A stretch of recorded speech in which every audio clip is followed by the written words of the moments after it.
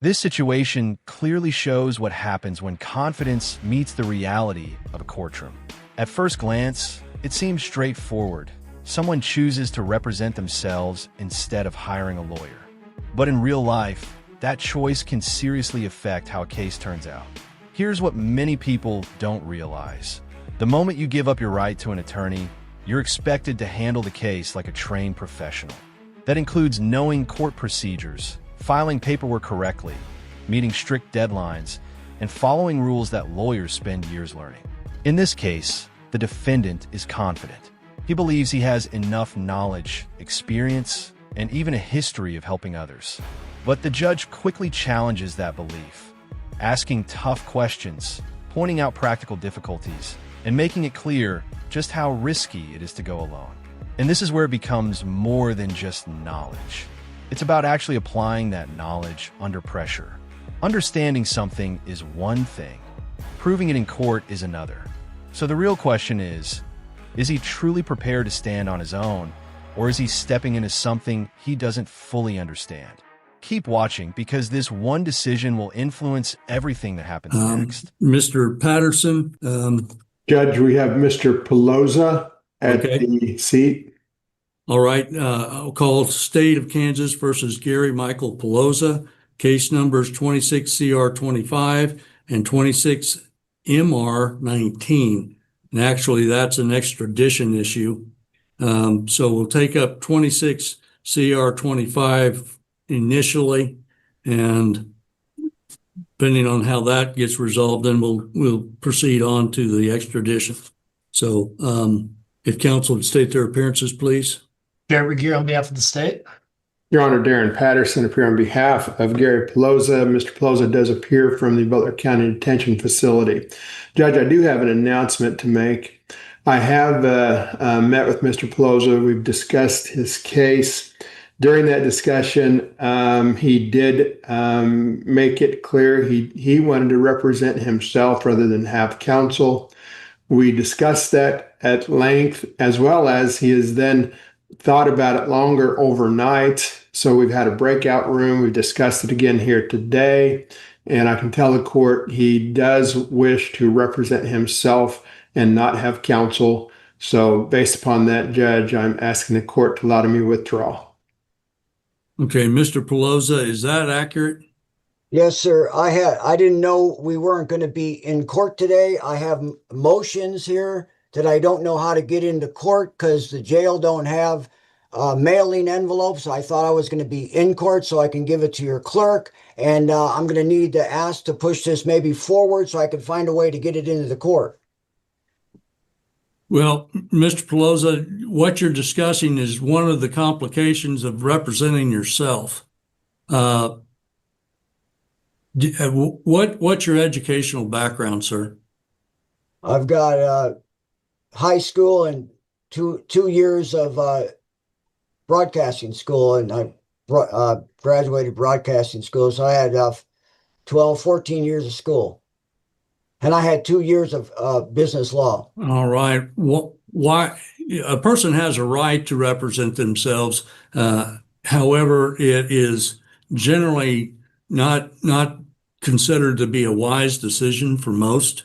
Why is it you want to represent yourself as opposed to Mr. Patterson, who's an experienced attorney in this district? And well, I'm going to tell you, I've advocated for prisoners in federal prison, and I have personally have gotten out 9 federal inmates myself.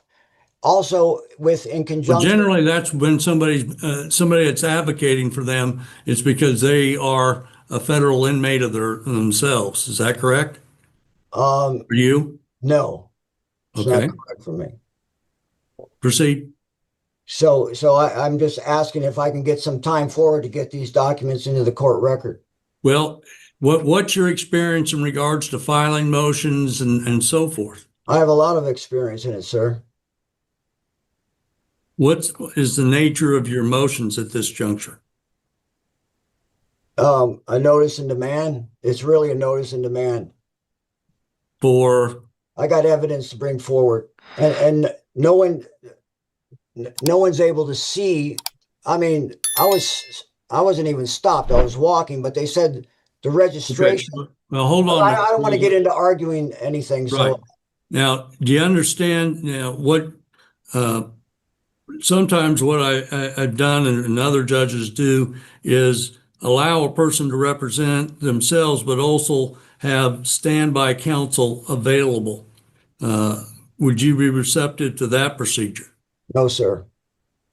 Is there a particular reason why?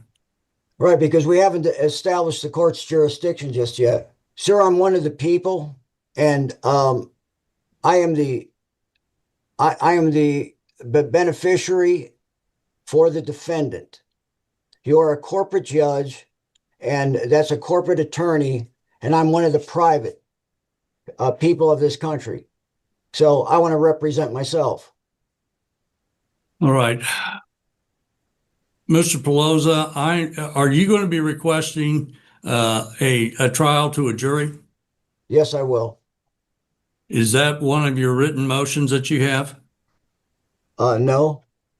Okay, in Kansas, on a misdemeanor, law requires a person to file a written request for jury trial. Again, on a misdemeanor offense, you're certainly entitled to that.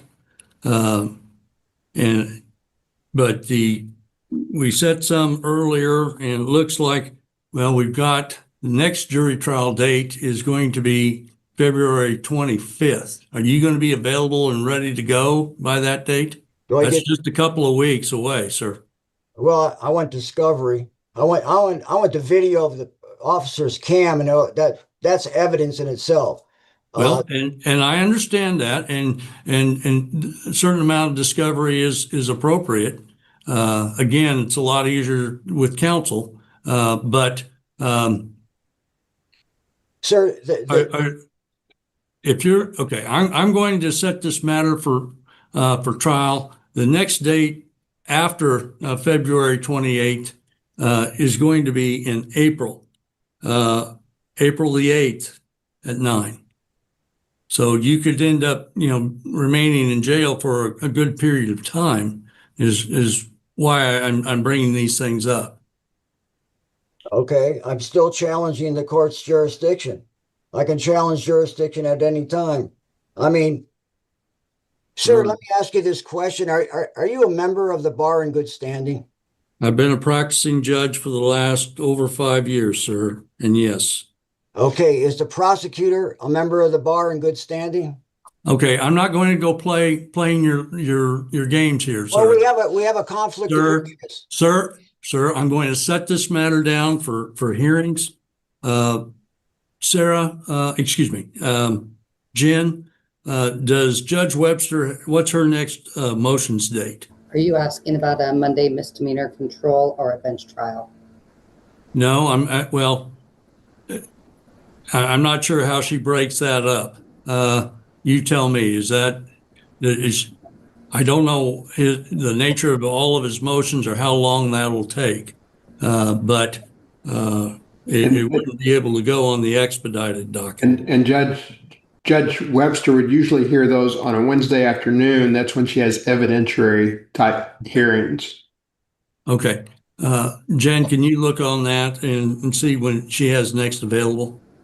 The next available is going to be March 25th at 1:30. March 25th at 1:30. So, Mr. Pelosa, at this time, I'm going to take your motion to represent yourself under advisement. I'm going to permit you to file your motions and not have Mr. Patterson do anything on that, but you need to get your motions on file. And that is one of the issues that, frankly, there's a lot of questions and I don't have those in front of me in regards to a pro se defendant. But we'll set that on that is that March 25th at 1:30? Jen? That is correct, Your Honor. Okay. That's when your motions will be set. You'll need to file those. You have them ready to go now, sir? Yes. Okay. I want those on file by by March 5. How do I get them to you? Well, I'm not going to explain Okay, how you okay. have to do things. Okay. You know, you say you know how to do all this stuff. I cannot advise you how to proceed on your case. I'm not asking for advisement. Yeah, you are. You're asking for procedural questions in regards to how to do it, and the court can't hold your hand and do that. That's one of the extreme disadvantages of representing yourself. So I'm judge will take those up at that time and make her decision in regards to Mr. Patterson, but I'm not going to require Mr. Patterson to do anything further on this matter. Mr. Patterson, would you be appearing on that docket as well? Not normally, Judge, but I did put it down. If you are ordering that I continue as standby, at least for now, I put it down. I would ask that you be there as standby right now. I reject that. I reject that. I know you do, and you'll get a full hearing on it. But today's not the day on that. That was not scheduled for today. So March the 25th at 1:30. That is in regards to 26 CR 25. All right. Moving on then to the 26 MR 19. Mr. Patterson, are you appointed on that case as well?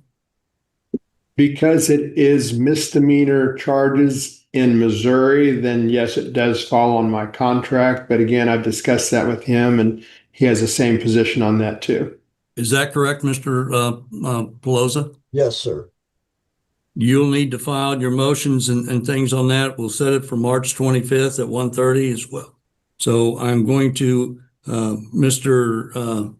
Patterson will be standby counsel on that as well. I reject that. If he wants to take the consequences of it, let him so. If not, then he needs to go. He's not asking for that, sir. I'm ordering it. So at this time, and it's going to be the same order that I just made. What's your authority? You're still going to, sir, don't interrupt. You're still going to have the opportunity to do that. I'm not asking him to do anything on your behalf in the meantime, but you're going to need to file your motions, and that's going to be difficult from where you're sitting. So, file whatever motions that you feel is appropriate, and it'll get brought up at that time as well. Again, that's on Judge Webster's calendar. But if you're going to be requesting a jury trial on these matters, you need to get those on file as well, because that April 8th date is on the court docket coming up fairly soon. All right.